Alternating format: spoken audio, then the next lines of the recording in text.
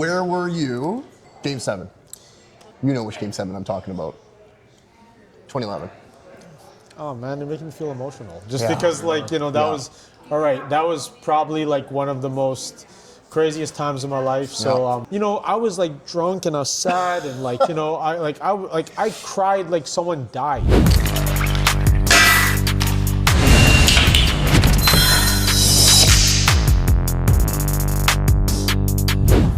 Welcome to Canucks.Uncensored. We are doing another impromptu edition of the podcast, but Quinn and I have a very, very special guest with us today. Here he is. Oh, I have an intro set up here. Let me okay. Let me bring it up here. Okay. Sorry, I couldn't memorize this. Okay. I won't look. I'm not going to be able to be you here, like Mr. Announcer. All right, but here we go. Okay. All right, so turn up the volume, everyone. Put your phones down because we are joined by our man who literally makes a living being louder and more electric than anyone else in the room here. Okay, if you've watched Battlefield, Fight League on UFC, Fight Pass, or maybe caught the mayhem on DAZN and Misfits Boxing, you've heard this man's voice, all right?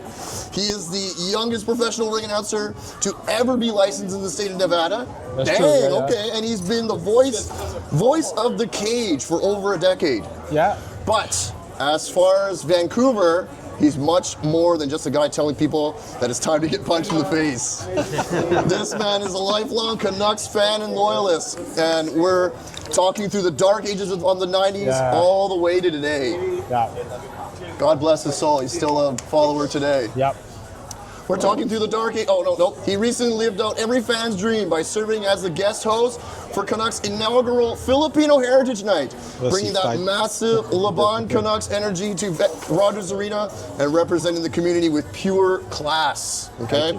And just in case being a world-class hype man wasn't enough, he's also taking over the big screen, apparently.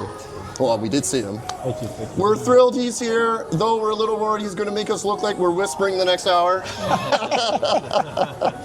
You might have seen him. He's recently scored a cameo in the movie The Smashing Machine, along some guy named The Rock. You may have heard of him. Oh, nice guy. Yes. He's an actor, a professional hype man, and a die-hard member of the Canucks family, and soon to be the Uncensored family. Well, guys, I want you to welcome the one, the only, Ryan Ventura. I have to say that was so kind. Thank you so much. Thank you for having me on the show, boys. Oh, absolutely. We're thrilled and honored to have you on, and I know that you're a huge Canucks fan. We've seen you on other people's streams, and you know what, man, like. This is what the community is all about, okay? We were just sitting here at Local today, Local River District. This is a great bar, and we're just sitting here shooting the shit about the Vancouver Canucks, but welcome. Thank you. I'm so honored to be on the show. I absolutely love what you guys are doing in the community. It's good to have so many different forms of content in terms of Canucks hockey, just because, like, you have like the other, like, I don't want to mention names, you have like the bigger, like, professional guys that, like, typical Vancouver Canucks journalism, and while that's very great and informative, it's great to see the community being so vocal and doing content like you guys and expressing yourselves. Yeah, well, for sure. Well, thank you for that. I mean, I think what you're saying is true, and that's why me and Whit are doing this. It's definitely because I think people are, honestly, like you said, kind of tired of the mainstream. People are tired of hearing the same shit every day. Here's just another perspective, right? But thank you so much again for lending us your voice here. I'm so glad to be here. Totally. Thanks. Appreciate that. Of course. But first and foremost, Ryan, I mean, first thing I wanted to ask you, have you heard? I'm sure you've seen Ace Ventura. Oh, I love Ace Ventura. It's one of my all-time favorite comedies.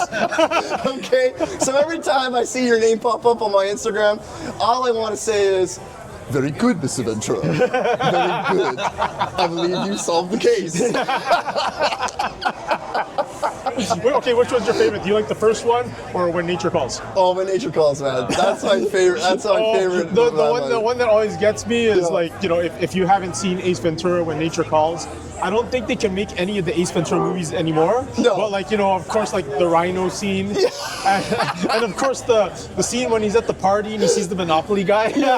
You must be the Monopoly guy. Wait, you haven't seen this movie? You got to see this movie, man. Hilarious. Oh, man. And every time you see it, you're gonna think of this guy. Okay. Oh my Yeah, god. that might make it even better now. when I was younger, like I used to, when I played high school sports, I played rugby, I played football, I played lacrosse. Nice. All my coaches called me Ace.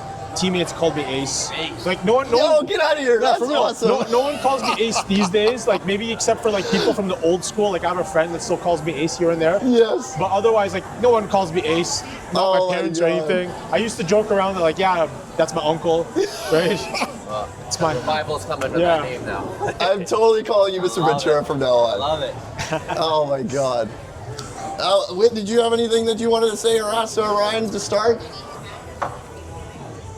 Just straight up Canuck question right away. Sure.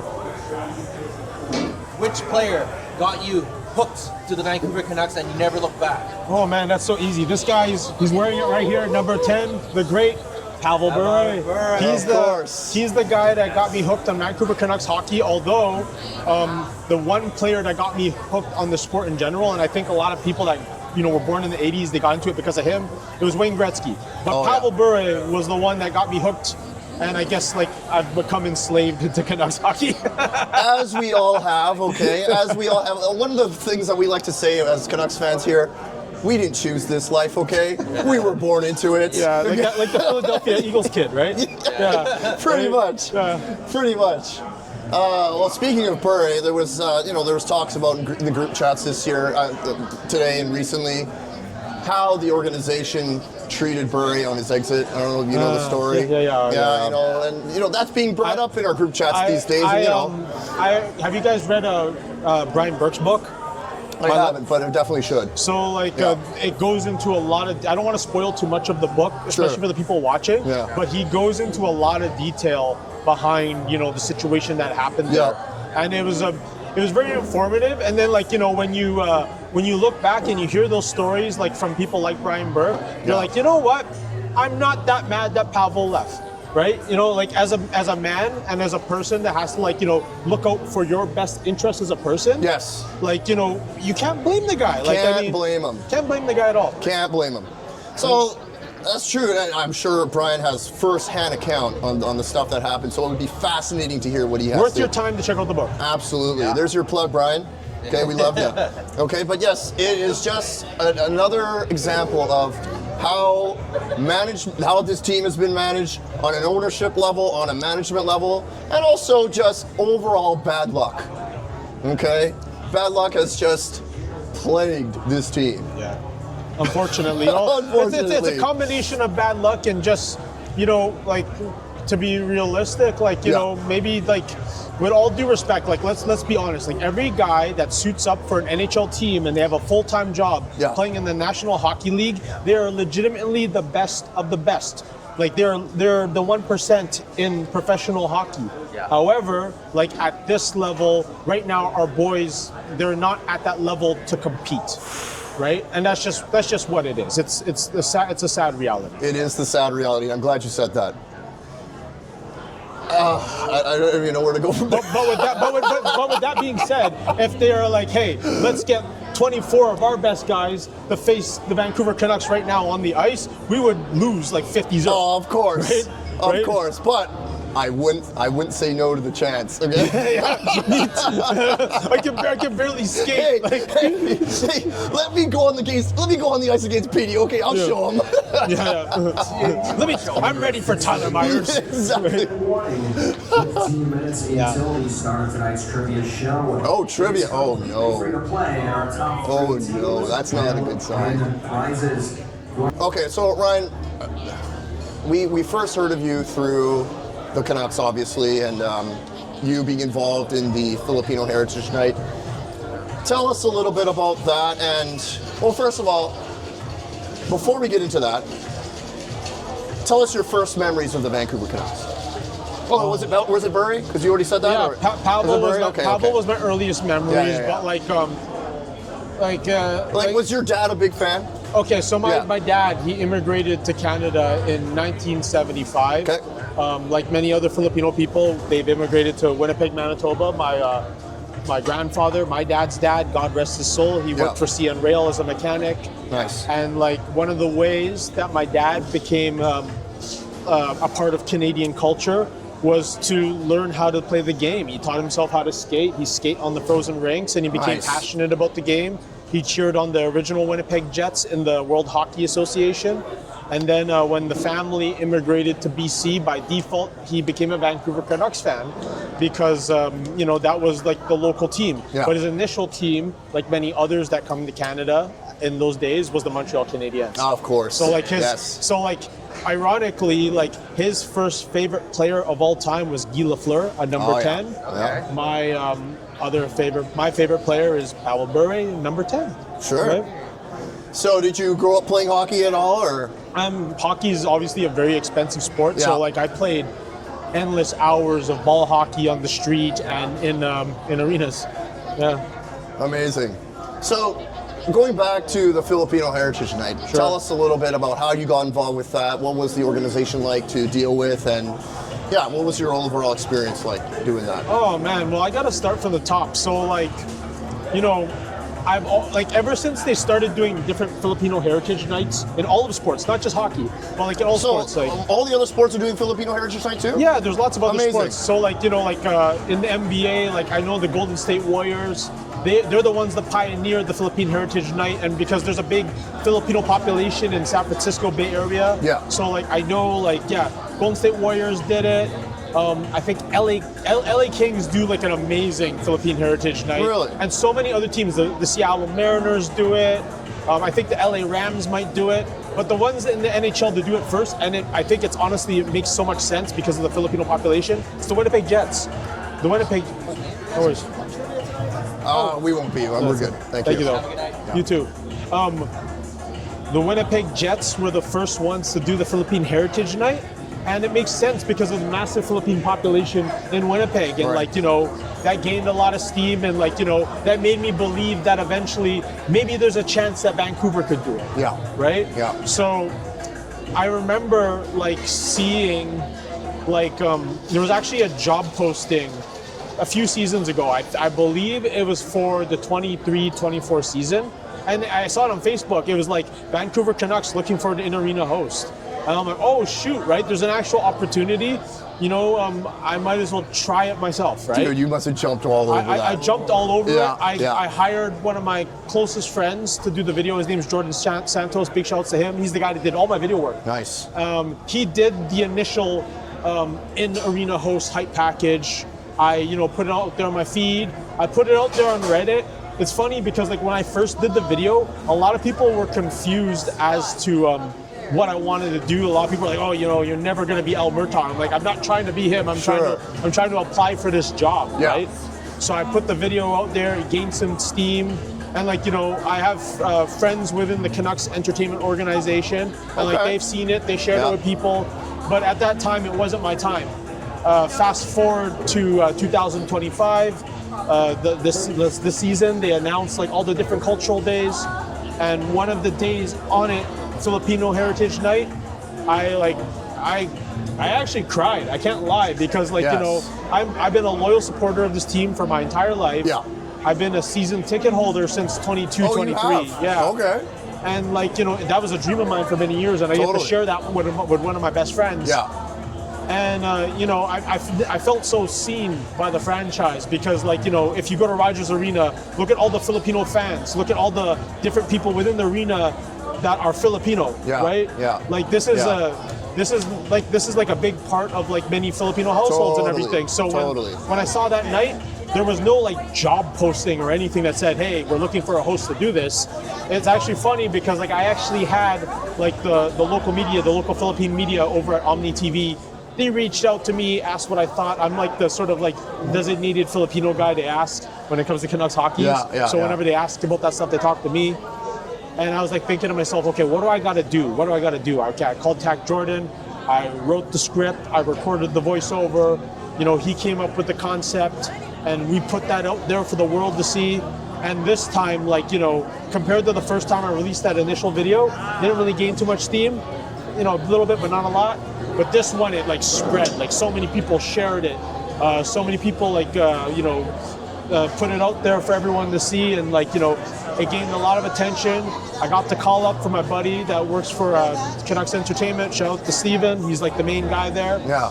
And like he said, like, yeah, brother, you're gonna get the call up, and you know, be ready for that night. And here I am. Dude. Yeah. Tell us how you were feeling when you got that call. I knew it was coming. Yeah. So like, you know, I knew this. Yeah. Okay. He's like, yeah, so, I got this. Yeah. You know, as a hockey guy, it's like, Yeah. especially like when you're old school hockey guy, it's Totally. like act like you scored before. Yes. Right. Yes. So love like it. that was kind of my mentality behind it. It's Yeah. like, you know, Yeah. act like you scored before, but Yeah. inside I'm just like, oh my god, like I'm get to like, you know, do this, right? Yeah. And like, you know, I remember the day before, like I barely slept. I went to Rogers Arena with Jordan. Yeah. And like the whole day it was so busy, but it flew by. Man. It flew had to by. have. Like, Had you know, to I have. got to see the behind the scenes working of how the production works in the arena. Got to meet a lot of key people. I met Alberta, and like, you know, listen, I worked with Dwayne Johnson. I worked with Michael Buffer. I worked with some of the biggest names in combat and entertainment. Yeah. And like shaking Alberta's hand, I was like, Jordan, holy shit, that's Alberta. Right? It was insane, man. Oh, dude, that's amazing, man. Well, I'm thrilled for you for that to have happened. And Like, guys, Yeah. like, you know, I was in a movie with Dwayne Johnson last year. yes, I wanted to right? ask you about that too, but And- yeah. And like, you know, I've done all these amazing things. I've Yes. traveled the world announcing, worked with Michael Buffer, all that kind of Yeah, stuff. yeah. But to me, doing the one night for the Canucks, it meant so much to me, not just because of my fandom, Yes. but because of like what I was representing. I was representing my culture. I was Absolutely. representing my culture. Yeah, I was representing my family. For sure. Right? So like, to me, to this day, it's number one. Absolutely. That must have been thrilling for you, Ryan. And then, you know, the whole Filipino community, they must have been thrilled for you. Your family must have been thrilled for you. They must have been thrilled, especially knowing the kind of tragedy that happened recently here in Vancouver for the Filipino community. You know, that must have been huge. Yeah. So good for you, man. Good for you. Thank you. Warning, 5 minutes. Let's see how it goes. The trivia and everything. Like, Well, if it's going to be loud like this, if he's going to be having on the speaker, we're not Then we're gonna gonna do just it. have to We're walk gonna have- over. That and they gotta, like, you know, make it more reasonable for ticket prices. Be reasonable. And Be the reasonable. beers and stuff, and all that stuff. No, okay, you know what? Like the beers, yeah, 100%, because the markup on the beers is just so high. Yeah. It's ridiculous. And they just scored again too. It's 2-0. Jordan, your 3-0 prediction from earlier as a joke is not going to be a joke anymore. 2-0 Washington. Mm-hmm. Yes. Do the Daniel Bryan, yes. Let's go, Ovi. Let's go. Yeah, you know, he's my guy. Like, honestly, like, I would never wear a Washington Capitals jersey, but You wouldn't. no, never. I would get an Ovi jersey. I would never get. Like, that's just my thing. Like, I just don't like. If I'm a supporter in this league, I'm not getting their team. But like, I would get like an OV All-Star jersey, Sure. Okay. Okay. right? I think wearing other teams' jerseys is fine. Obviously, Not for me. That's full I paw have for me. I have a few other teams' jerseys. You guys remember Beauvillier? He had a cup of tea with us. Yeah. Isn't he lighting it up right now? Yeah. A little bit. It's funny because like whenever you see like ex guys, you're like, oh, I remember when he was here with the team for just a little bit. Yeah. Totally. And then they do so well Yes. when they leave. That's They- typical. Yes. That's They- typical. They always leave and they do well. Always better than when they were here. I don't know what It's it the is. way it is. I don't know what it is. Coming up with Well, a you know graphic what? on that though. You know what it probably is? It's the travel. It's Potentially, yeah. got to be a factor. And it's always has been known to be a factor, but it has to be. Potentially, yeah. Yeah. I would think so. I don't think any team travels more miles than the Vancouver Canucks. No team in the NHL that's a fact. travels as That much. is a Travel the fact. most. Like, I mean, Seattle might be similar, but But Seattle still- hasn't done anything yet. yeah. Like they had like the one decent season where they made the playoffs, and after that they just never caught fire since. Yeah, exactly. Right? Oh my gosh. I like O'Connor. O'Connor, like the way that he hits the net, like he he does it with such intention and The guy such can purpose. skate. Yeah, Definitely. yeah, He's one of my favorites right now. Me too. He Definitely. is, of all veterans, like you can say that he's one you should keep You're around. calling Drew O'Connor a veteran at this I point? think Yeah? No, I personally, I think he's too young at this point in He's time. not, I He's don't like, think what, he's 28? not a veteran. Is he 28? No, he's got to be early 20s. No, he's not early. This low.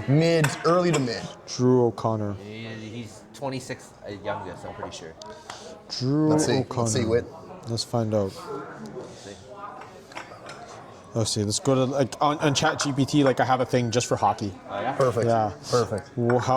How old is Drew O'Connor? I'm saying 25. Let's see. Drew O'Connor, 27 years old. Okay. Hey, we scored. Oh. Oh, Who? Pettersson. Petey. All right, Petey, he's been on a bit of a heater. He's scoring. He's got goals in what, two or three goals in the last 4 or 5? wait, they're looking at No, Kaner. no, Kaner? Kane. Oh, it's Kane. Okay. Okay, so like, Build up, all due respect to Evander Kane, like I actually came up like watching him as a Vancouver Giant. Yeah. Yes. And like, I enjoyed the way he plays. It's just, his time with the Canucks hasn't been the best, but I mean, look at that goal. Like this Off the beautiful, skate, it yeah, looks off the like. skate, beautiful Off the goal. skate. Beautiful Throwing it goal. on net. I just wish, like, personally as a fan, like, selfishly, I wish we kept Joshua and, 100%. didn't Had like. me for a minute there. I thought Evander Kane actually scored a goal. He did score. He did score. He did score. He did score. He did. No, it's Kaner. It's Kaner. Hey, gold. It's The Evander Kane hate is Okay. quite prominent. Okay, like maybe like for for some of his personal things, it Sure. might be a little warranted. Sure. But I mean, like at the time when he got signed to the Canucks, I was like looking at it. I'm like, you know what? Maybe like the Canucks need a bad boy. Yes. Maybe they need a bad guy. 100%. Right? Okay, but I would agree with that. As long as the bad boy can produce, Yeah. that's what we need. Yeah. He hasn't but- produced enough. Yeah, he hasn't like done goals so from back enough. to back. So now. the Evander Kane haters, they love it that he's not producing. Yeah. I mean, Well- like to be fair, like during his time in Edmonton, he was a very, very solid player in Edmonton. There's no doubt. You're not Thank a you. player who makes it to the Stanley Cup Finals twice in a row, and you can't call him a bad player. Yeah. I'm sorry. All right. Cheers, guys. Cheers, Ryan. Cheers. Cheers to all the lovely viewers out there. Absolutely. Please subscribe, Canucks.Uncensored. Subscribe to their channel, please. Thank you. And everyone follow Ryan. We'll get your socials at the end. Yeah. But okay, so Ryan, speaking about Team Tank, okay, Okay. how long do you think the rebuild is going to take before we make the playoffs again? Shoot, man. Like honestly, I think like maybe max 2 seasons. Max 2 seasons. Yeah. Like I don't think you could stay that bad that long. And especially like if you look at Buffalo. like. Fair point. Okay, but let me like spin that around a bit. Like, of course. Look at the Pacific Division. Like Yeah. even like the teams that are considered bad Yeah. in the Pacific Division, Yeah. there's always like an opportunity. The Pacific Division has Sure. always been tight compared to like Buffalo's in Atlantic, right? Or is it Metropolitan? I think the Met. The Met has always been like a tough division. Yes. Same with the Atlantic Absolutely, Division, right? absolutely. Whereas like the Pacific Division, traditionally it's always been elbow to elbow tight. Yes. Right? So like I think the Canucks, like realistically, being optimistic, I think like 2 seasons. Okay. 2? I think 2 seasons is certainly optimistic. Okay, I love it. If they can back to the playoffs in 2 seasons, great. I would be over the moon. I Okay. think I'm with you. I think it's 2 seasons of rebuild, and the third one will be playoffs. Is that The what you're next saying, or 2 you're saying that's they're? what I am saying. No, I know. But Ryan, you're saying they're going to be saying- back in 2 seasons, so only yeah, one back season season. of losing. Yeah. So 1 season of losing, and then they're back right after. All right. Just remember, boys, like the Pacific is super tight, so like they could be wild card boys in 2 seasons. Yeah. Okay. could So be. we've got. I'm not saying that like they're gonna win a Stanley Cup No. in 2 seasons. I'm I saying- think the question was back to the playoffs. Sure. So you can squeak Okay. in wild card, right? So I was about to say easily, but it's not easily. it's Like, squeak in, right? Yeah, It should yeah, be, yeah, yeah. It should be squeak in if you're getting it. I'm still going to curb my expectations. I'm thinking we're going to be losing for the next 2 or 3. Okay. If we're lucky, we're getting in for 5th season. I think like Yeah. just going back to like playing respectable hockey, like Yes. even like if they're not a playoff caliber team, like going out there with some fight, some compete, it's a big improvement already. For sure. Do you guys remember when we were not doing well, and then it was like Petey's first season or whatever? Yeah. And we didn't even make the playoffs, and we finished like second last or whatever. You remember that time? At least that Canucks hockey, we put up a fight. Like, the games are much closer, and we still didn't make playoffs. I want that. That's what I'm looking for too. It's Like, it's like, okay, maybe they don't make the playoffs, but like, all right, they showed a lot of compete, they showed a lot of promise. Even like if you look at the West Coast days, do you remember like the 2001 season when like the Canucks, like that was the famous one where like at the end of the season they were fighting for a spot, and Marcus Naslund went on the ice and was like, we messed up. Oh, right? We choked. Yeah, we choked. but like you saw how much fight those guys had, right? That like, team made the playoffs. Right? Okay, hold on. Let me back up what you just said, Whit. You're okay with them being competitive and not making the playoffs? You want that? Yeah, for the next 2 seasons, yeah. So being competitive, does that mean where are they finishing in the standings? Not making the playoffs. Maybe just like So where are they finishing in the standings? a few points below the wild card. So isn't that being back to mushy middle? No, like because like that's showing improvement already. Because like right now, like the current team at the moment. Okay. The only reason I'm saying that is because that's what we've been seeing for the last few seasons. Okay. So why would you want that? Okay, I'll put it this way. Okay. I will make it very clear. Okay. We have been in the mushy middle for pretty much most of the last 15 years. Yeah. Okay. Most of the last 15 years have been mushy middle. Yeah. All our moves, regardless if we're close or in a playoff spot, there's always some sort of selling of draft picks or prospects or players. Sure. If the Canucks were, let's just say we suck for the next year, and the year after, we still accumulate draft picks, but we don't give away the future to try to get back in the playoffs, and we naturally just miss the playoffs. I'm okay with that because we didn't mortgage the future to get there. We just naturally got there. You can't shit on them for naturally getting there. I just think that in the last bit, we've just given up so much just for hope to make it, and I hate that. So I think we need to commit to just getting draft picks, and if they somehow make it, then just let that happen. We're not going to be getting draft picks, though, unless we are getting it this year. Right? Ryan, let's go into some... If there's one thing that you want Canucks fans to know about the Vancouver Canucks right now. Right now? What is it? What is one thing that you would want to make sure that anyone who watches the Canucks, who follows the Canucks, what is something that they need to know? Adjust your expectations. Okay. Like just to be realistic, because right now, let's be honest with you. Obviously, like they're not playing the best hockey that they've ever played. Oh, is it working? That's good. They're not playing the best hockey right now, and as a lifelong fan, it's not easy hockey to watch. So like you just kind of have to accept that, like maybe this season. It's not the season, but I mean, like, it's not reflective of like the future, and like, even like looking at the past, like they have, like even though like they haven't won a Stanley Cup, there's such a like legacy of beautiful hockey, right? And like the one thing as a Canucks fan, like as much as I love the past and I respect it, and that's how I came up into it, like I want to be able to cheer for something now. Right, and I'm just being realistic. It's not their best hockey right now, but I'm really looking forward to the future. I love it. And the one thing you said that you want to be able to cheer for something now.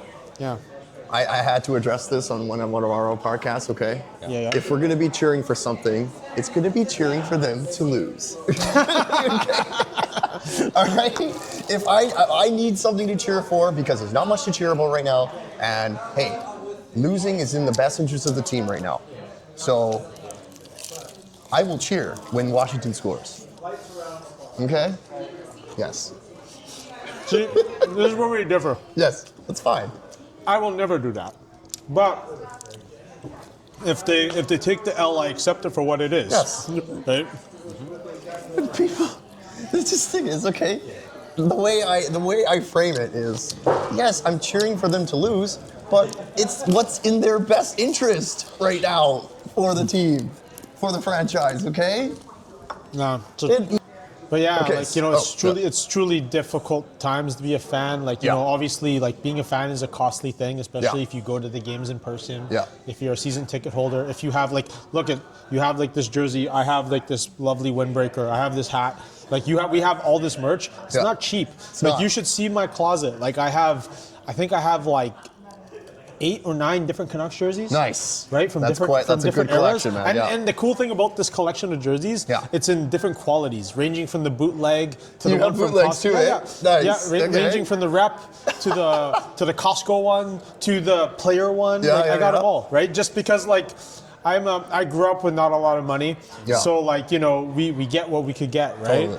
So like, I don't look down upon like owning our rep or anything. If that's what you can afford, great. Yeah. Right? You're supporting the team. But like, yeah, I have like endless Canucks stuff. I got windbreakers, I got t-shirts, I got lots of stuff. Would love to see your collection, man. Yeah. Like, see, that's the love that we have for this franchise. Yeah. That's what it comes down to. We spend our hard-earned money to support this team. Yeah. Right? So, speaking of Zeev, okay, right? So, at the time that Quinn got traded, okay, what was your initial reaction? My initial reaction to the Quinn Hughes trade, you guys ever seen that GIF of like John Cena just like looking out like while he's sitting in the ring and just like, he has like that look in his face. He's like, He looks at the crowd. yeah. Yeah. Yeah, so like that was my reaction too, because I'm like, I knew it was coming. Yeah, we all knew it was coming. Right? We all knew it was coming. I Yeah. just didn't know how I'd react to it. And Yeah, like, I felt legitimately like I was happy for him that he's going to a contender. Yeah. But I was sad, like in a way that like, my friend is like moving out of town and he's going for a better job. Yeah. Right? Okay, yeah, that's a great way to look at it, for sure. Right? I don't know Quinn Hughes. I've never talked to him in person before, but Yeah. I mean like that's how I felt. That's how invested I am in this team. Totally. Absolutely. So, right now, okay, we asked you about how long you think the rebuild's going to take. So, who do you think at this point, who's on their way out now? What move do you think the Canucks are going to make next?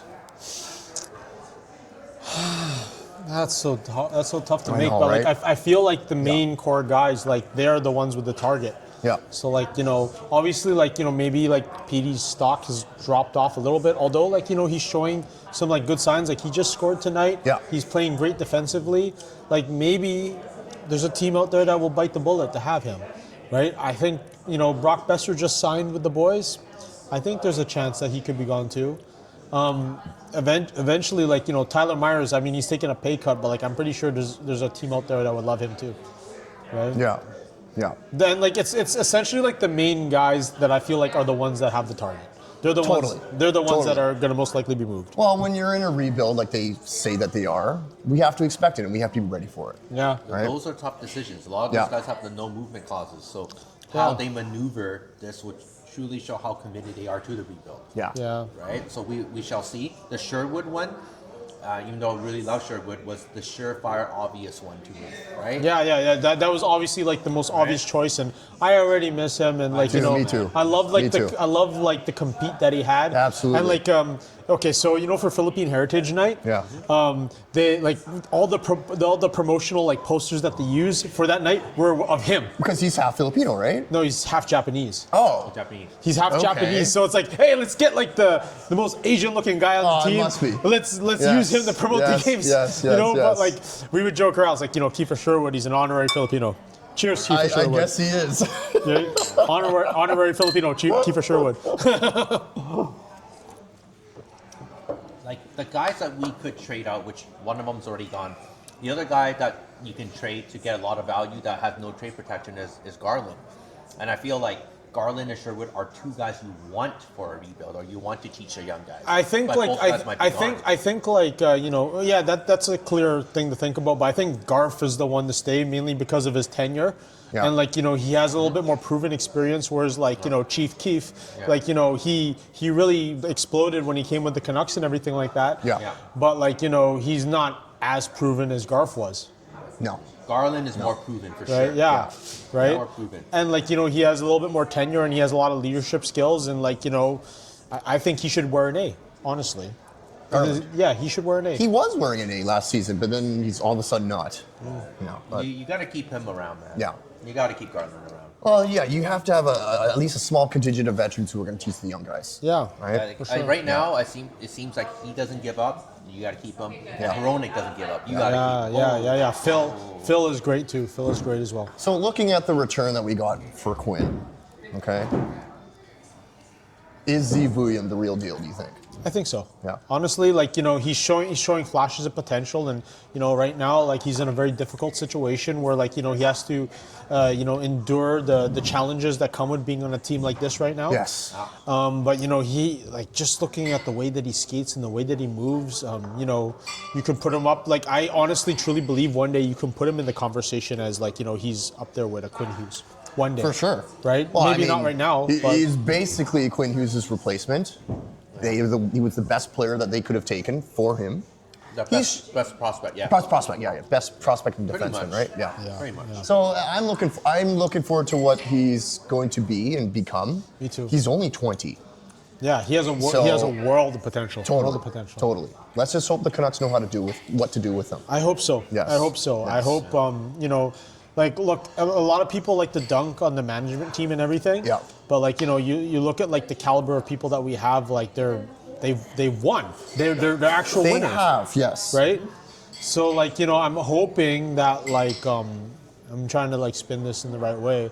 I'm hoping they're just like, given the keys to the truck and let them drive it. Totally. Well, I heard John Shannon in an interview on Donnie and Deli today saying that Jim Rutherford, he's basically one of the most competitive people he's ever known. So that gave me a little bit of, okay, John Shannon's saying this about Rutherford, okay, we can basically be rest assured that he's going to be doing the right things. Yeah. But he's on the way out. We'll see. He's on the way out. He wants to retire. Let's just see, and hopefully he can leave this team better than how he started with it, right? Yeah. Yeah. Whew. So, anything else current Canuck-wise, Whit, that you want to ask Ryan his opinion before we move on to some nostalgia? There's always so much nostalgia. There's so much course. There's nostalgia. always so much. For the Canucks right now, who do you like? What do you want to see when it comes to the draft? How many more picks would you like to see in the first couple rounds? Like, are you looking for more depth, or are you trying to get more first rounders to be more excited about? Honestly, I think the most important thing is to get the best first rounders that you can get, because the potential for that is like higher than just getting more depth right now. Because if you're saying get more depth right now, you're saying that we should try to win ASAP. I think I meant more like depth, like second, third rounder guys. Do you want more of those picks, or do you want to just? Right now, with how stacked this coming draft class is, let's try to get as many first rounders as we can, because there's so much more potential upside to it. Obviously, you draft, we've seen it time and time again. There's been so many legendary draft picks that just did not pan out. That did not come out to anything. Right? Like Pat Falloon, Alexander Day, right? Even Those are great names. some of those names that they killed it in juniors. Even the great Eric Lindros, right? They didn't pan out the way that they were should. calling him the next one. Yeah, and it's funny because we're all in the same age generation. Yeah. Eric Lindros was the next one. He was. You watched him in juniors and growing up, you're like, holy smokes, this guy was to me, Eric Lindros was maybe not the next one, but I'd say he was Mario Lemieux 2.0. That's how he was. He had the size and all that. Totally. But we've seen it time and time again. People would get injured. Yeah. Maybe their game doesn't translate in the NHL level. Maybe they don't grow into what people thought they would happen, right? But I'd rather have as many of those guys than having guys that might not be in the show for long term. Absolutely. So more first rounders, meaning it's a combination of who can get you those. Right now, Garland, possibly DeBrusk, possibly Marcus Pettersson. Those are the guys we're looking at. If maybe DeBrusk. Maybe the Brust would be a good. I really love the real shotgun Jake. I just wanted to say that. Sure. Right. I really love Jake DeBrusk a lot. He's a great player and he has a great taste in Pokemon. I love Pokemon as well. Right. Oh yeah. But maybe because he's young and he's where he is right now, maybe he's better off being somewhere else, and we can build from that. Right. Well, him being scratched and his camp obviously not being happy, it's tough right now for him. Yeah, for it sure. is. I mean, like, I guess, like, Edmonton is the obvious choice just because, like, that's where his dad played and that's where his dad works. He's, like, part of the Sportsnet West, team and everything like that. Yeah. So I guess that's, like, the obvious choice. The real question is, like, for who? Well, exactly. Right? That's always the For who? question, right? Yeah. So we wouldn't be surprised if Jake DeBrusk is the next to be moved. That's fair, yeah. Okay, this question is for you, but also talking to Russell. Nothing is perfect. Okay, shout outs to Russell. What's up, Russell? Okay, so Ryan, are you a fan of Marcus Pettersson? I have, you know what, like, I'm trying to word this perfectly, too. You know what, like, when we got him from Pittsburgh, Yes. I was like, oh, I really like him. But it just hasn't worked out as I thought, as a Vancouver Canuck. Because, he's a veteran player. Marcus Pettersson, has played with some excellent players over the years. Didn't him and, Chris Letang, they were defensive pairing? They were, I believe so, Right? yes. They were. I believe And so, yes. Chris Letang was one of the best. If you're playing with Chris Letang, you got to learn something. Of course, Yes. but unfortunately, did old PD play with Quinn Hughes at all, in the same pairing? I can't remember. Old Petey? Old PD's and Marcus Pettersson. Oh. Has he played with Quinn Hughes? No, I don't. Did they No, ever have a did they line? ever have the shared No, line? Maybe No. not. Maybe for a little bit, but yeah. But it just hasn't panned out with Yeah. the boys right now, yeah, and yeah. it's super unfortunate because I felt like a guy with that kind of experience and that kind of caliber could bring something, but maybe it's reflective of the guys that he's played with, Yeah. right? Okay. Yeah. Okay. Well, should we go to nostalgia? Yeah. Yeah. Nostalgia time? So, Ryan, we're going to ask Canuck fans these questions. This is called Where Were You? Okay?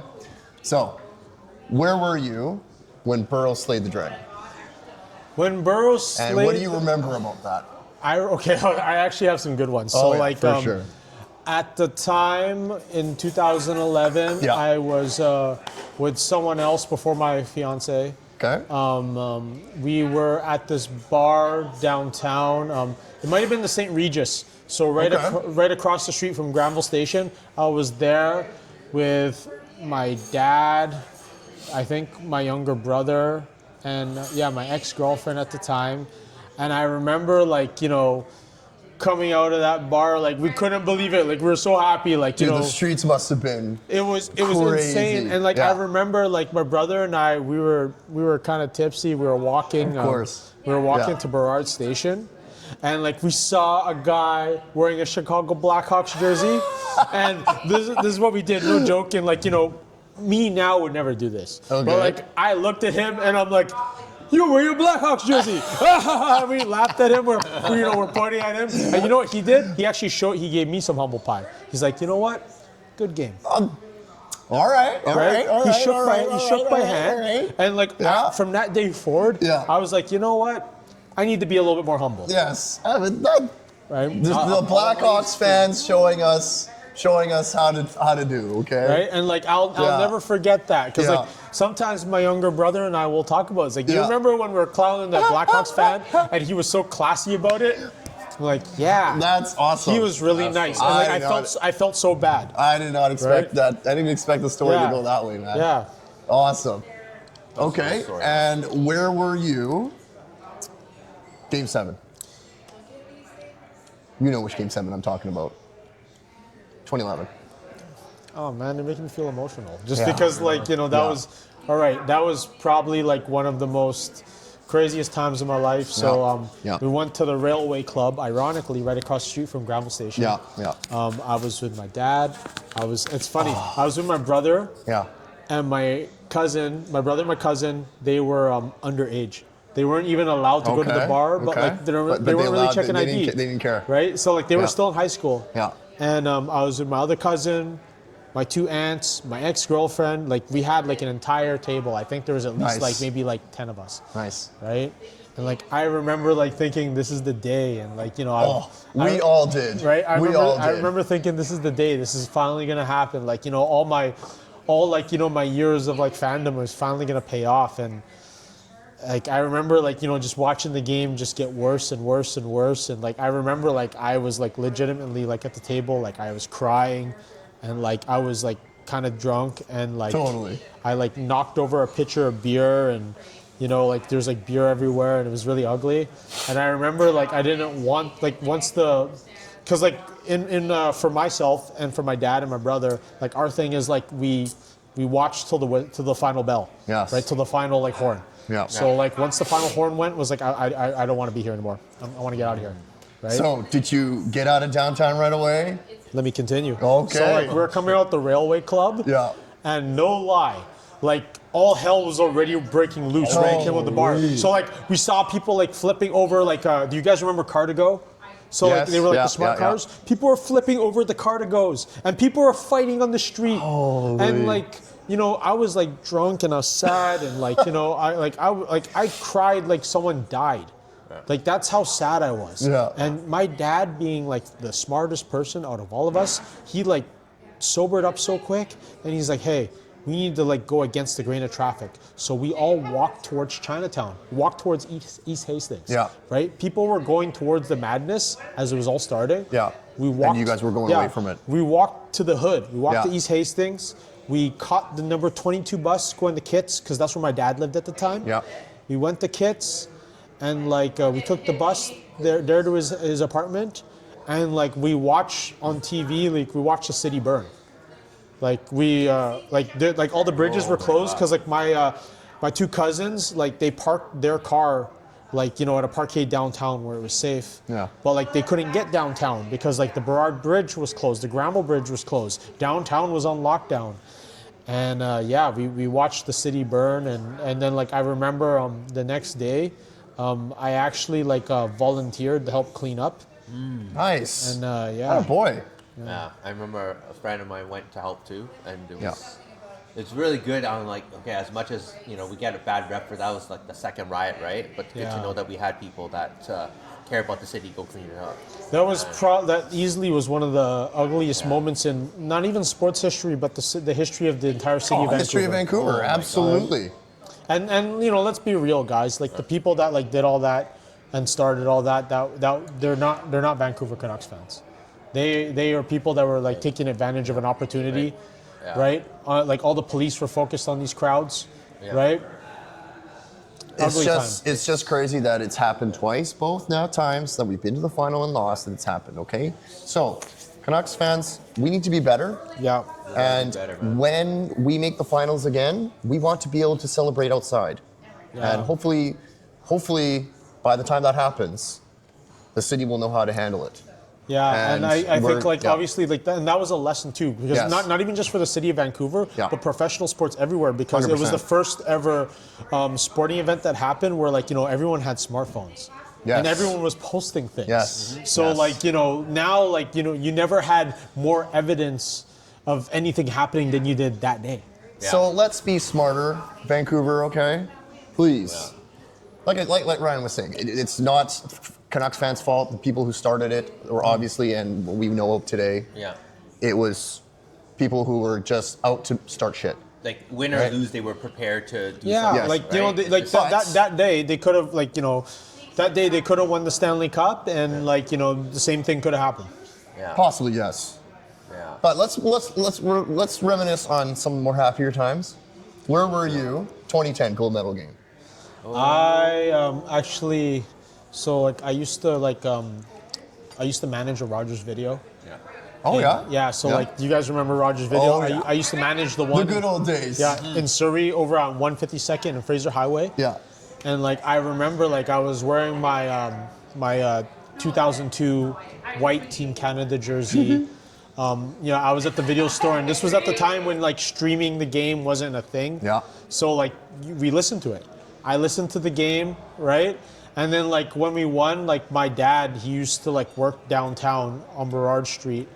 Sorry guys, just a second. Okay, they're on a breakaway. My dad used to work downtown on Burrard Street, and like he invited myself and my younger brother and my girlfriend at the time and my other friend to come celebrate. And we went downtown, and like it was unreal. We're all wearing. I never felt so Canadian and Yes. connected to everyone, and it was Yes. awesome. And to be honest with you, it was fantastic hockey.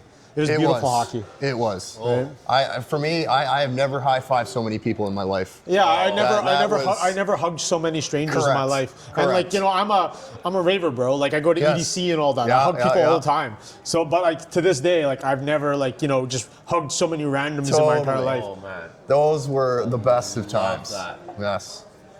that was crazy, man. Oh, so Collective moments. You know what's crazy? Like, Yeah. you know, we got the Olympics coming up, and I know the rink is smaller and all that kind of stuff. But Yeah. like, I'm so excited for Team Canada to play in the Olympics because I just want a team that I can cheer for. totally. Right? And we got a little taste of that at Four Nations. Yeah. Okay, Oh, guys, that was so good. dope. Dude. That was so dope. I don't know about you, but I'm a Jordan Binnington fan now.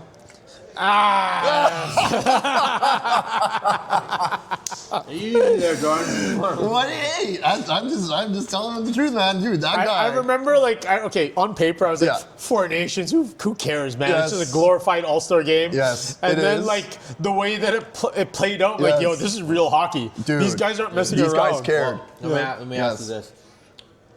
Be honest. Did you think it was over when Matthews had that chance right there just before? He had that one-timer, and Binnington was, Dude, that guy. I thought it was He's over, a man. hothead. He's a little bit of a head case, okay? Yeah. But apparently, clutch time. Those glove saves, man. Boys, he's Holy. like, Matthews so bad. boys, he's essentially like, you know, Holy. one of my all-time favorite goalies is actually Dan Cloutier, and not because he was a great goalie, it's because like he didn't care. Like he fought everybody. He fought everybody. He Yeah. had an edge to him. Yeah. I heard rumors that like, you know, between periods he'd smoke cigarettes. He was really old school. Totally. Right? But like to me, like he's like Dan Cloutier if Dan Cloutier was more clutch. Yes. Yeah. I mean, let's be like during the West Coast Express days, like Yeah. everything about the Canucks team was great except for the goaltending. Yeah. Honestly. Cloutier was very good When- until the playoffs showed up. Oh man, like Okay. when that happened, when Yes. that goal happened against Detroit. Yeah. The center ice is Yes. what was the... That was his. But then, okay, the next year he fucked it up against Minnesota, and then the year after he was very good against Calgary. Then he got hurt. Man, Yes. I would still wear Dan Cloutier's jersey though. He's what a gangster that guy was. Okay, so then my next question was, you said Bird is your favorite player of all time. Okay. Who's yours? Who would you say is your kind of like, you know, sleeper player, Canuck player that you love? Oh my gosh, there's I so know. many. Oh, Right? sleeper Okay, Canuck sleeper. Just like player? your second favorite that, you know, that not really anyone really knows. Mine's like Johan Hedberg. Johan Hedberg. Dude, Oh, I love Johan Hedberg. Johan He Hedberg? was my hero. Wow. I have his jersey. Oh, I have a man. Canucks Johan Hedberg jersey. I guess like my sleeper pick would have been Dan Cloutier. Okay. Yeah. Right? Yeah. Like I always like I mean like So that year that Hedberg was playing for the Canucks, I was hoping Cloutier would lose every game so Hedberg would get more playing time. I was like, yes, Cloutier, I want you to lose. I just love like Klutz's attitude. Like Totally. if you go on like YouTube and you look up Dan Cloutier, Yes. look at his like fights. Like the Oh, fights that dude. he had like line brawls, like New York The Rangers versus guy Islanders. was a monster. He's a monster. Absolute He monster. didn't care. Yes. My uncle would always tell me, Cloutier, he looks like he smokes the ganja. Oh, you think he might smoke a little bit more than that? Oh, boys, that was nice. Was that it was beautiful. 3-2 Connor, or wow. 2-2? 3-2 Oh, now. they're winning. Is that Doc? Let's Doc. It's All Doc. right, all right, It's all Doc. right, all right. Is he still a veteran or is he still 27? Actually, you know what? Okay, so in terms of like sleeper guys, like, all right, I'm gonna say like the most. I really loved Rick Rippon. Rick Rippon. He's not really a sleeper though because Ripper. because God rest his soul. Yeah. A lot of people know who the Ripper is. Sure. But the Ripper was very like clutch actually. Yes. He was really clutch. He was a sleeper. Not many people would say Rick Rippon. But But, you know, I understand. when Ripper I was, yeah. when I was looking for like a number for my ball hockey team, Yeah. like because like I kind of play with a little bit of an edge myself, just because like, you know, I come from a martial arts background and all that kind of stuff, Okay. right? And like I was like, Dad, like, you know, can I have another beer, please? Yeah, for sure. Thank you.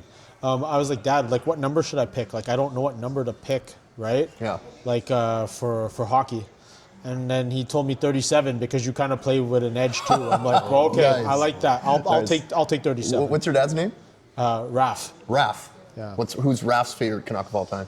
His favorite Canuck of all time is Pavel Bure. Okay. Yeah. Does he have another that's not Pavel? Would you say? Marcus. Probably Marcus. Nice. Probably Marcus Nice. Naslund. Nice. Yeah. Probably Marcus Naslund. Yeah. Maybe Trevor Linden. Okay. Right. Okay. I mean, like him and I, we have pretty much the same taste in players. Yeah. Yeah. Okay. Should we move on to how much do you remember about 94? Because we were you know only what? 7 years old. 94 was a very I was only 7, but like Yeah. it was a very formative year.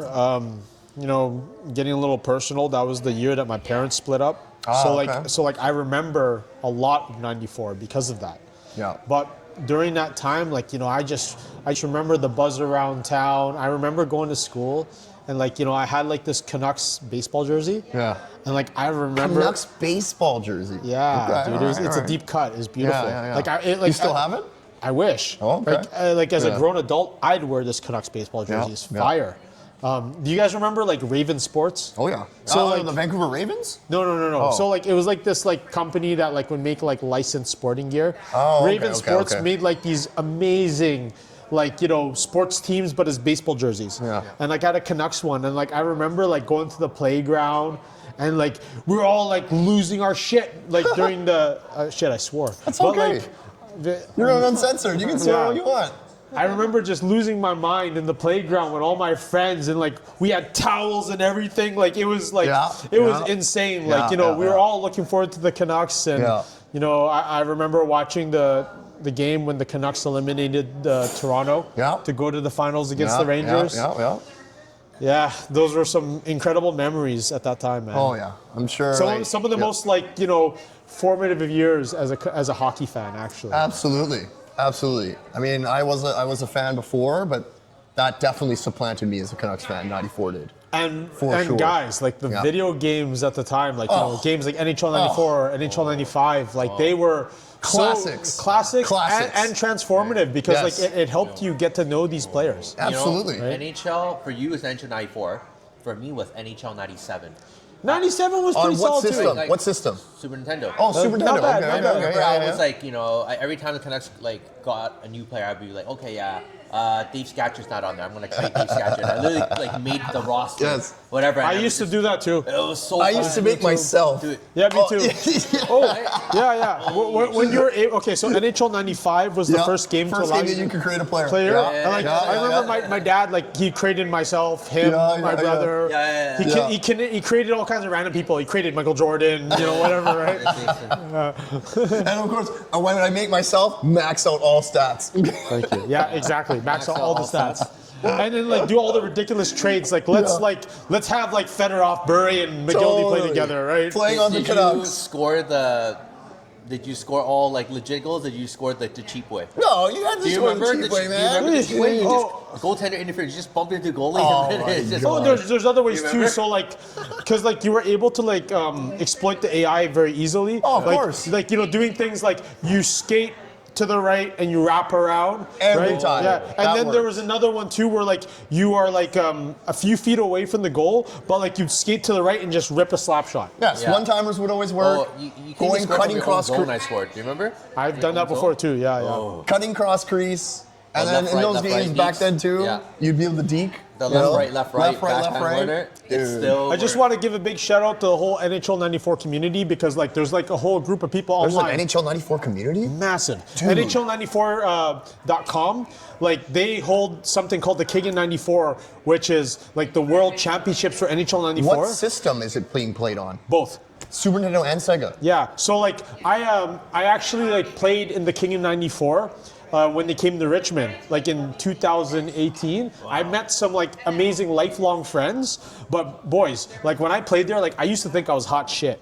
And then Oh, you like get when owned. and then when I played in this tournament, because Yeah. you had people from all over the world coming to play this game, and like there's a little bit of money involved and a little bit of pride and all that, but like you play against these people that actually dedicate themselves to being the best at this one game, you can't even believe this is possible in a 60-minute hockey game. They're doing shit that you're like, what the fuck? They're doing crazy. They're doing amazing things, and it looks like a hockey game. Yeah. Right? Like, because these are actually hockey people. They're not just video game people. These are people that have been lifelong fans of the game too. Wow. Right? And then the hype probably is crazy. The hype is insane. It's probably insane. Like to this day, like, you know, I'm hoping to replicate that with some people. Like I've hosted some NHL '94 tournaments myself. Dude, I'm down. Right? I've hosted some like Street Fighter 2 tournaments as well. Oh my god. But like, yeah, the King in '94 to this day, like, it got me hooked, and like this entire community, they actually like work constantly on updating the game. So like, if you wanted to play the current game with modern rosters, modern teams, and fighting now too, they do it properly. It's an amazing community, especially when you consider, like, you know, the recent NHL games are not that great. No, they're not. Well, I was just about to say, we need to go back to the old school. NHL games today, it's not it, man. It's like, you know what? Like, it's funny because like I actually worked QC for EA at one time. Did you? Yeah, I did. Crazy. I worked QC. I was on the first UFC video game. You know, I got to make friends with people in the NHL team, and okay, so the era of NHL, like, I feel like the NHL games stopped being great when the PS4 and Xbox One came about. Because in the PS3 era, holy smoke, guys. It was, not only was it like great for simulation, but it was just like a fun video game. It's a good game. It was a good game. And then now it's all about microtransactions, buying stuff, you know? I feel like it's insulting to like the player because like, listen, like if I had like a PS5, which I don't, I'm a Steam Deck guy, right? I'm a PC gamer now. They don't even have the NHL on Steam. Yeah, they don't even have like the NHL games on PC. But not only that, like, you know, I feel like they got into the point where, like, you know, they're making everything like Fortnite-y. Like, I don't want to play an NHL game to, like, you know, wear funky glasses and colorful pants. I want to play because I want to play as the Vancouver Canucks. Yes. I just want to play the game for what hockey. it was, right? Yeah. I just want to play hockey. Yeah. Not for all this other extra stuff. I never asked for this. And like, you know, like us, the three of us here sitting right now, we are the guys that pay for this stuff. Correct. Right? And who can afford it? Yeah. Well, we're the people that pay for it. Yeah. Right? Not the youngins. Like, if I wanted to play Fortnite, which, by the way, Fortnite's is actually a great game. I like Fortnite here and there. But like, I don't play hockey to have that experience. Yeah. Yes. Right? Play hockey for hockey experience. I don't think I've seriously touched an NHL game since 2016, 2017. Guys, like, I literally like okay, so the NHL games are usually on Game Pass for Xbox, right? Yeah. Okay. I played like maybe like 20 minutes of NHL 25. I'm like, I don't like this. And like, I immediately, so the great okay, continue. the great thing about the Steam Deck is like you can emulate so many legendary consoles. Okay. I wish I got into the 2K NHL games during the PS3 and the PS2 era, because like, as far as simulation goes, even to this day, I play NHL 2K10 for PS3, and I'm like, yo, like, this is like actual hockey. Yeah. This is an actual hockey simulation. It doesn't take like a rocket scientist to figure out, but it's a great game, and it simulates the game of hockey very well, even to this day. The 2K games were great. Underappreciated. Do you remember NHL Hits? Love Hits. Loved Hits. Buddy, Hits like, was so fun. I you know what? If you like, one of these days we'll do an episode. We'll go to my house. We'll play NHL Hits. Oh fuck yeah! You know what? I will. You know what? I'm gonna put my money where my mouth is. I will put down $20 for every win that these boys can get on me. Oh man, right? I remember like, Hits. I am really good at NHL Hits. My main lineup: Naslin, Bertuzzi, Jovanovski, Klutz in goal. Oh my goodness. Unbeatable. I would always put Hedberg in. I'm gonna score 5 on you, buddy. I just want to get them the fights. Oh man, Ryan, this is great. You have that. You have this on video now. Yes, like, I'm putting my money where my mouth is. Let's do it. Right? I'm in. Okay. Where else do I want to go? Okay. So $20 on a game. But go on. Sorry. Wait. What system were we playing it on? PS3? PS2? Well, like, basically, it's emulated on my Steam Deck, playing the GameCube version. GameCube. Yes, that's what I played on. GameCube version. Yes. Oh man, right. We could talk all night, man, about this stuff. Just NHL. Well, like, you know, let the battery go. Let's see what happens, right? Yeah. How much memory you got? We wanted to ask you a little bit about your ring announcing career. Okay. Sure. Like you said, that you worked with UFC. Have you done anything with WWE? Not yet. Like, Not yet. I mean, like, I've done indie wrestling, so like, I've had the privilege of working for Nation Extreme Wrestling, which is like one of the biggest like indie promotions in the country. You know, I've introduced like, you know, lots of people that, like, you know, have been in WWE, AEW, like, you know, Tyra Valkyrie. Yeah. Oh, wow, that was beautiful. What? Future Canuck, Philip Hronek score? Or future captain? Maybe. I don't know. Is he captain material? I think he leads on the ice, but I don't think he does the media stuff. Well, the media stuff, probably not that good, but dude, he's leading on the ice for sure. Oh, but you see what I mean? Yeah. This is a true leader. I was there for the game. Respect. The last game they were at. Philip Hronek on a 5-on-3 was a freaking monster. Freaking Marcus Pettersson lost his stick. It was pretty much 5 and 2.5 men. Okay? Finishing on the 2-on-1 too. Was my insane, goodness. dude. Beautiful. Respect. Was that Respect. DeBrus? Was that DeBrus? Respect. Do you know during that game, he hit his shoulders, hit the board so hard, but he did that to clear the puck. It was amazing. Incredible. I respect that. Right? Like, I respect Phil's game. that shit. Yeah. But yeah, back to like working the indies. So like, I've introduced like female wrestler Tyra Valkyrie. I've introduced the walking weapon Josh Alexander. Speedball Mike Bailey.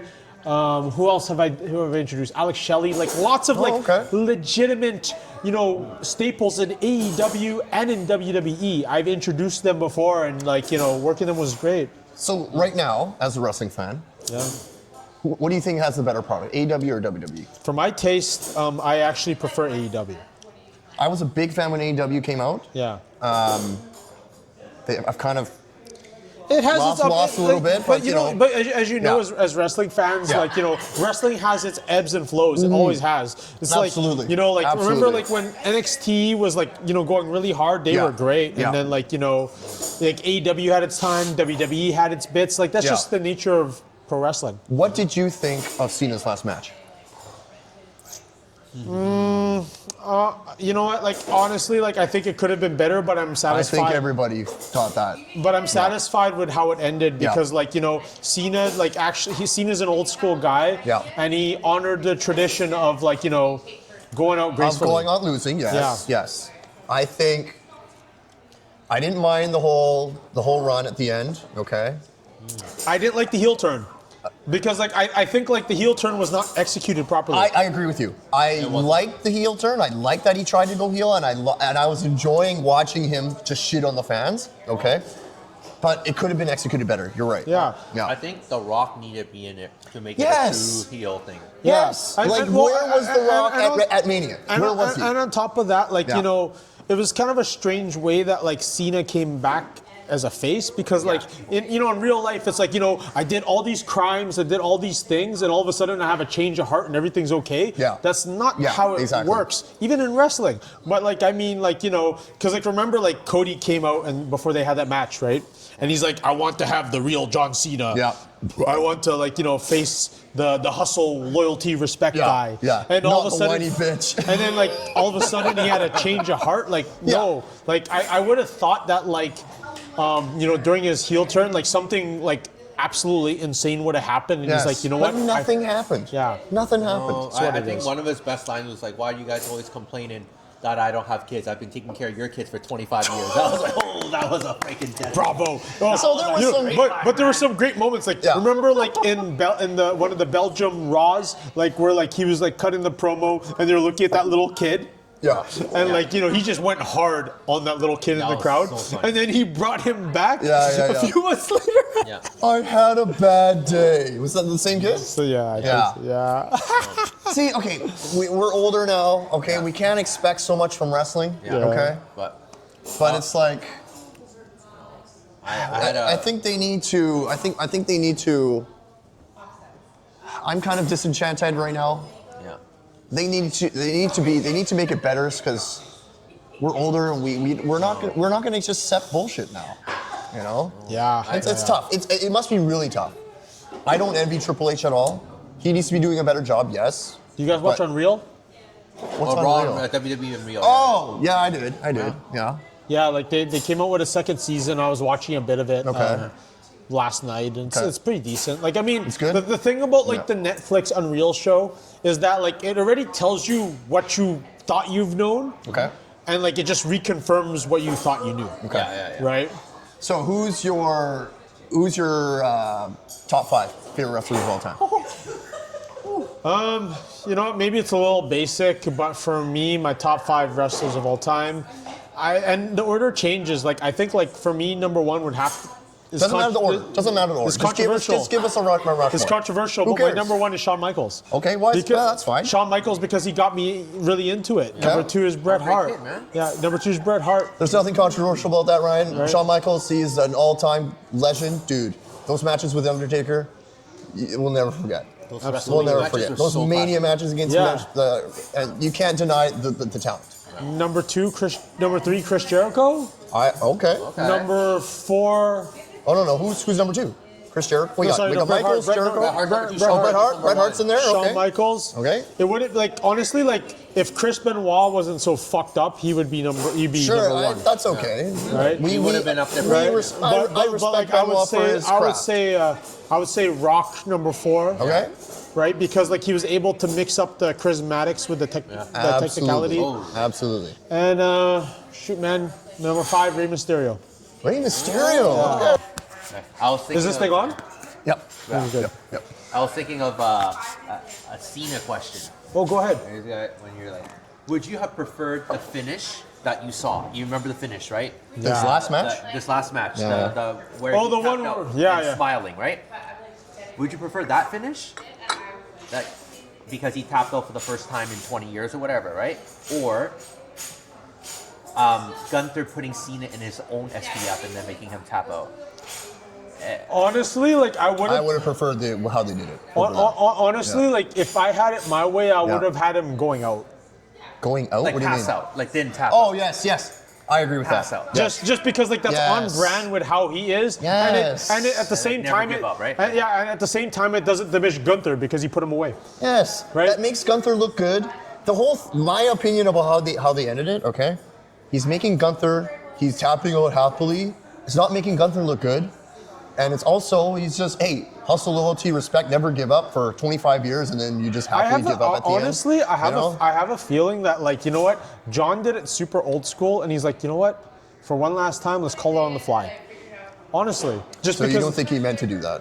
No, I think they might have called an audible, and it just happened the way it did. Sure. He's the last real champion. Yeah, because a lot of like wrestlers, like in the time that I got to work in the pro wrestling industry and got to see how the indies do it. Yeah. A lot of it, from what I've observed, is very they're not calling it on the fly, which there's no right or wrong way to do it. Like also, like I'm a fan from the sideline, what am I to say which is the right way? Sure. But I feel with a lot of wrestling today, a lot of it is step by step by step is all planned. No, it totally is. Right? And we watch what's it called? Unreal? Yeah. Dude, every move is there's basically no what's the word? Improvisation. Right? Which they used to do that. The old school guys used to do it. Hey, they call it in the ring. Yeah. There's none of that anymore. I'm not a fan of the current product. Big reason because of that is because if you think about it, the talent is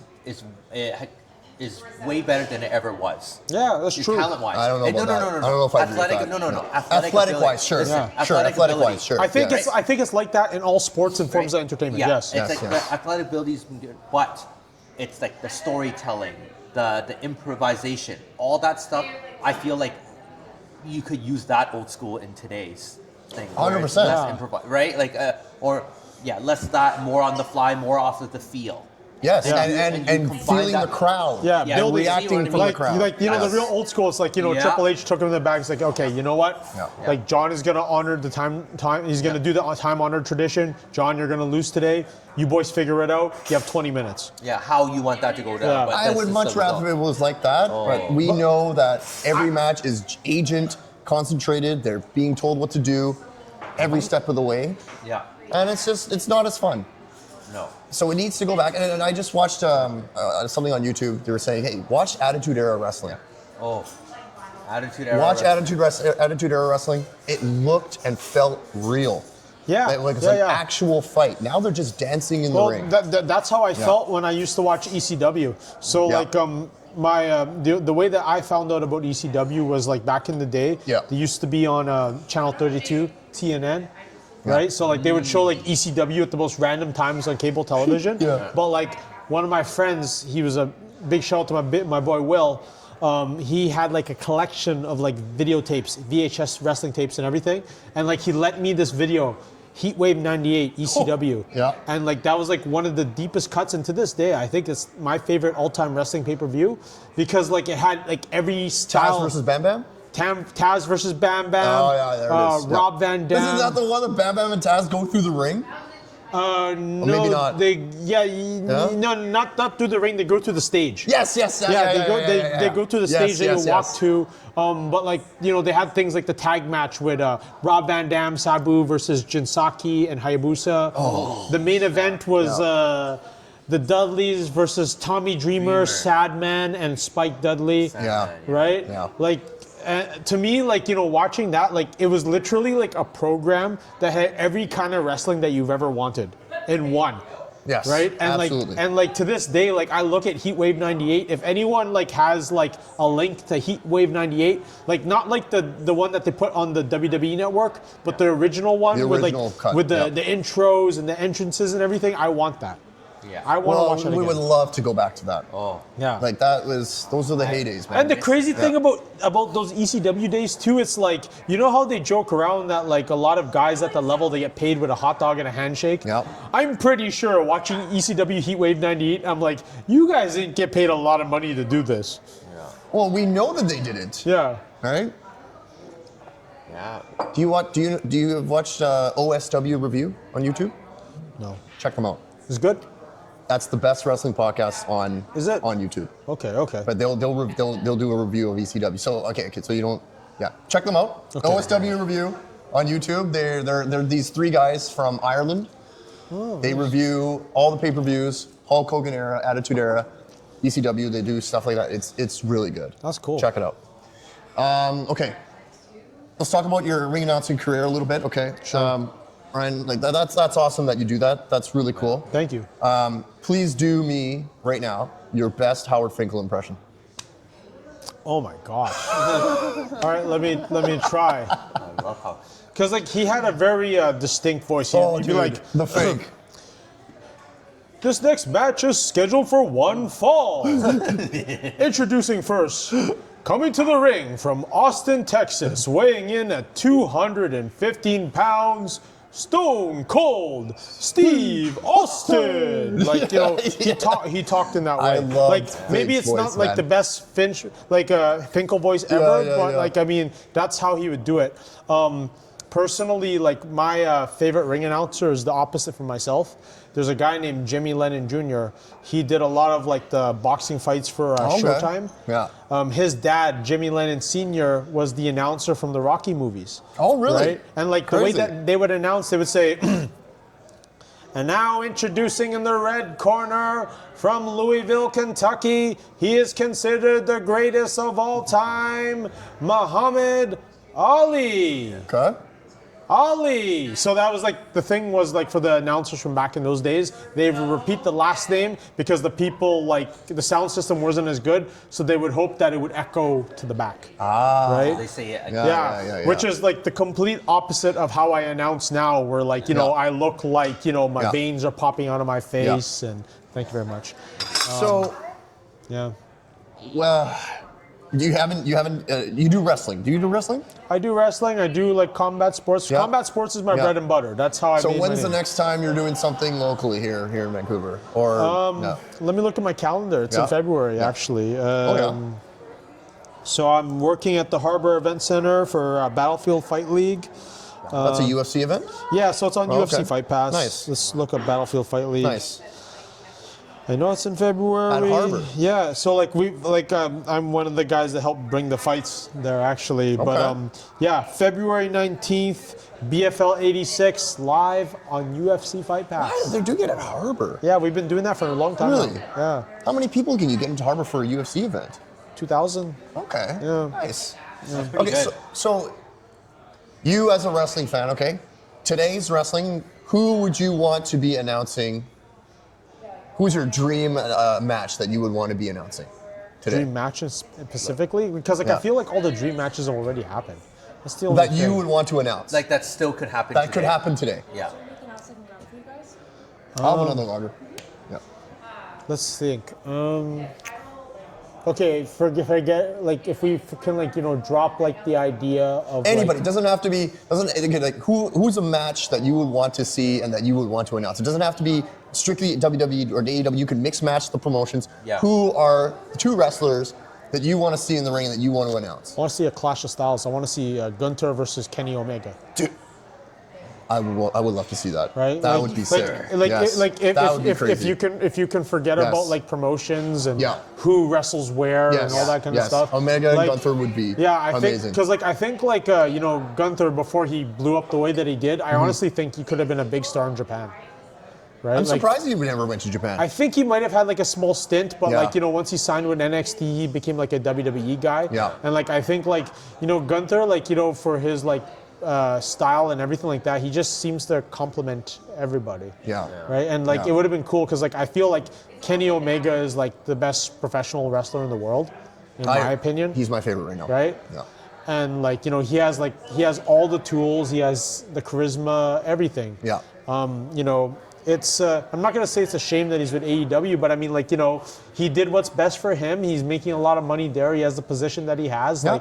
Why would you leave? And I feel like the interesting thing about WWE and AEW, I feel like their fan bases don't really have as much crossover as people think, because the AEW product. No, they don't have. Yeah, they The AEW fans and WWE fans are very divided. Yeah, it's very what's the word? Tribal. It's Yeah. it's like craft beer versus mainstream beer, right? Yeah. It's like PD versus Miller yeah.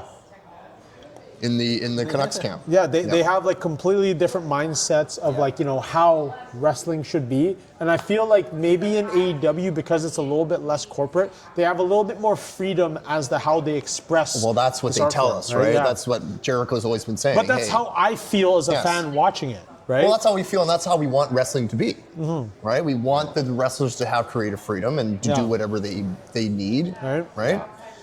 Maybe it doesn't have to be some really thought out storyline. It's just let's let the guys in the ring tell the story. Absolutely, Right. Absolutely.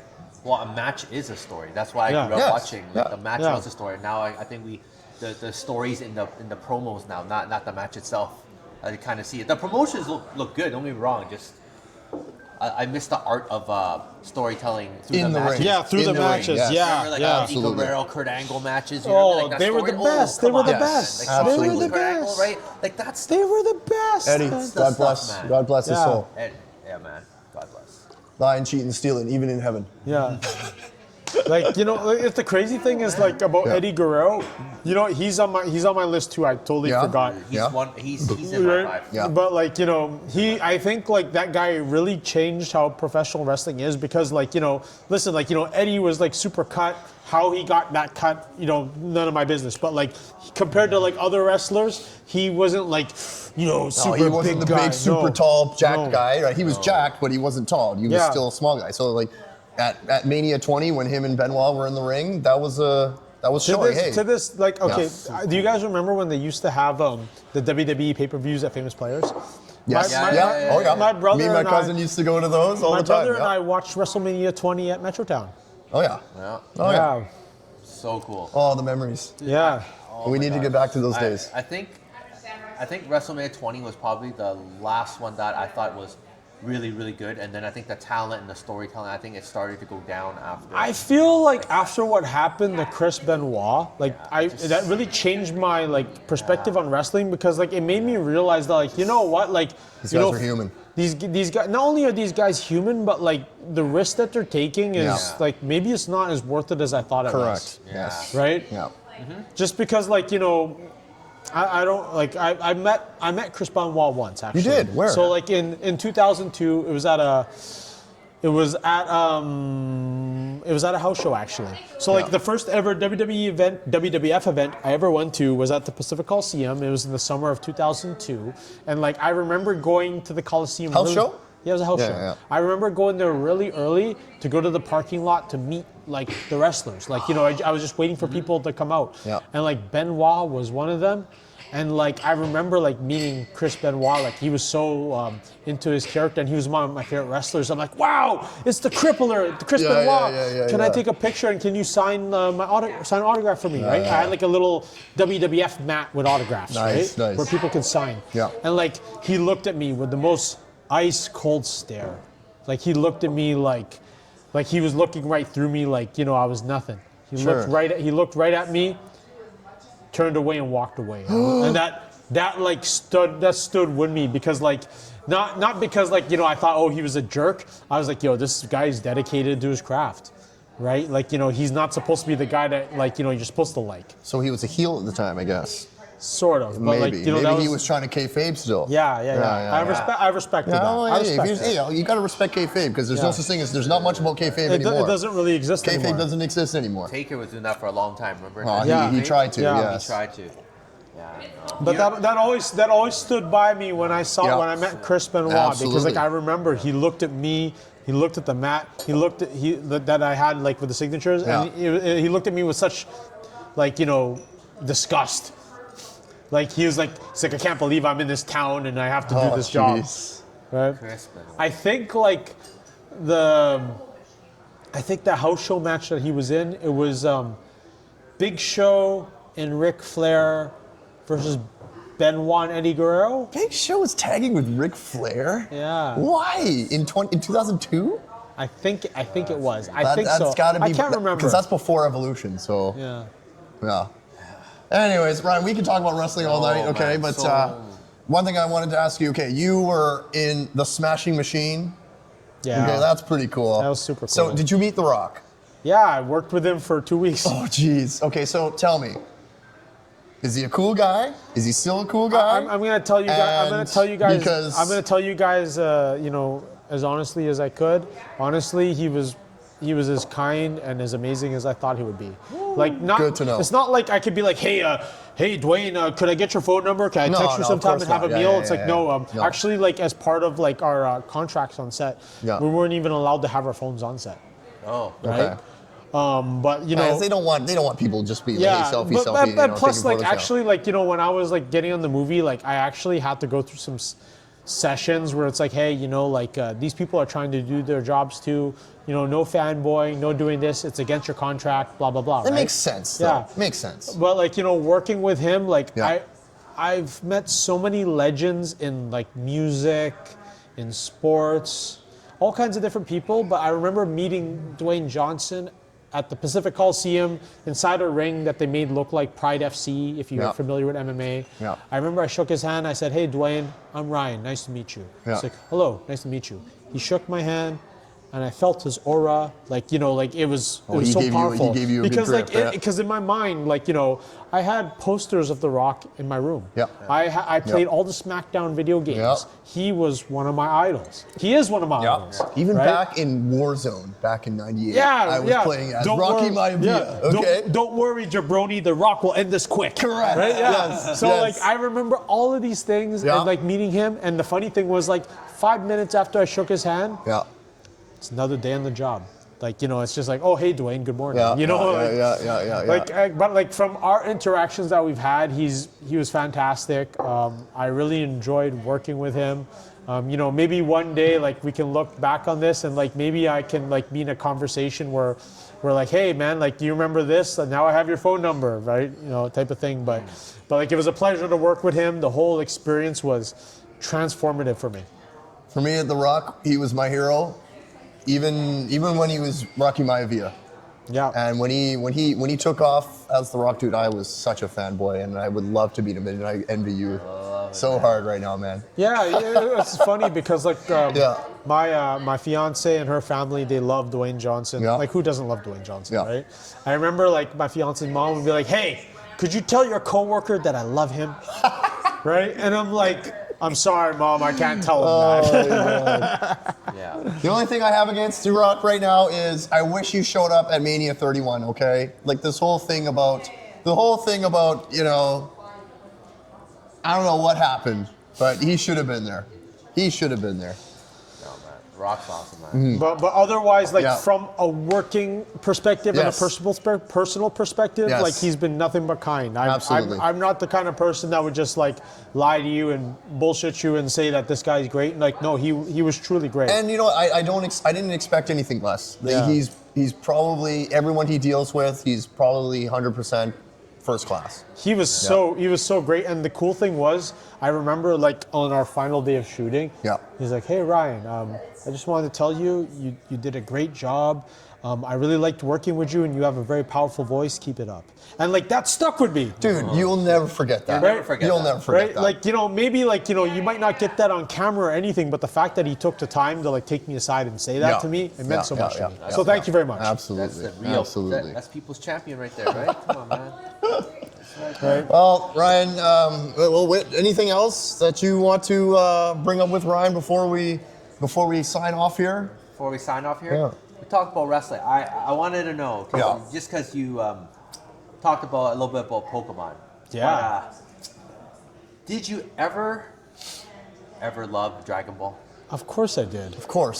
So like the first generation of Dragon Ball, like I think like again we're in the same generation. Yeah. You guys remember like on the old YTV they would show the Yeah. original Dragon Ball. Yeah. They showed Z. Yeah. They showed Gundam Wing. Dragon Yeah. Ball. Escaflowne. Gotta like find that Dragon Ball. yeah, right. Don't stop until you got them all. The seven Dragon Ball. Yeah, let's go. Right. It's so good. Yeah, but go on. Yeah. I love Dragon Ball. Yeah. What was your? Did you have a favorite series? Original Dragon Ball, Dragon Ball Z, or Dragon Ball Super? I think like for our generation specifically, it's Z. It's Z. It's Z. There's No question. no comparison. Z is There's so no comparison. good. Yeah. Oh my god. Yo, like Z was the the best. Z, Z the is- one thing about the Dragon Ball series though, it's like they would always leave us hanging. Of course. It's like we're waiting for we're waiting for the Cell fight to happen. Yeah. We're waiting for the Frieza fight to happen. Goku's but just Goku's like resting in his pod and yes. traveling through Yes. space, right? Goku's just about to go Super Saiyan, and then we go all the way back to the beginning. Do you guys remember it took like over 10 episodes for Namek to blow up in 5 minutes? Yes. It was holy shit. Yes. Oh man. Yeah, oh man. But you know what? Like I'm so. Those were such interesting times, and like we'll never replicate that again because obviously you can watch every single episode now, but we had to wait. Yes. We had to wait. They knew what they Fast were forward doing. anything, man. Yeah. They These knew what guys- they were doing. And you know what? Kids probably today, they probably wouldn't understand and they wouldn't appreciate it as much as we did today. Yeah, we all come from like a very interesting time. We do. Yeah. We do. You know, like it's like okay, so like when we watch Canucks games, Yes. we can see all the highlights on YouTube. We can see Yes. all the highlights on Instagram. Our friends would send it to us, but we would see it once. Watching- Instant gratification is what it's about today. And right? you guys remember, don't forget, guys. It wasn't too long ago. Not everyone had internet at home, Correct. Yeah. Correct. right? We actually had to sit there and wait to watch that episode. I used to tape like key. VHS? Key episodes of Monday Night Raw, Yeah. SmackDown, and I'd tape like key Canucks games too. Yes. Right? I did all that. Do you guys remember like the show Off the Record with Michael Oh, Landsberg? yes. Absolutely. I used to tape all those Vince episodes. was on there. Brent was on there. He would have wrestlers on there too. Yeah, It Vince. was great. That was the episode Yes. where Vince was like, "Brett screwed Brett." Yes. Yeah. Oh yeah. Oh yeah.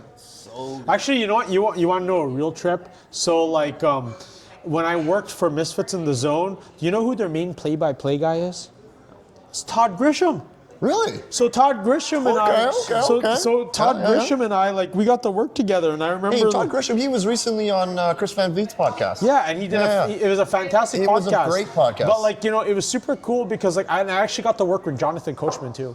So like, the You coach. got to work with the I coach? got to work with the coach Doing on what? Misfits boxing. In boxing? Yeah, so nice. like, cause like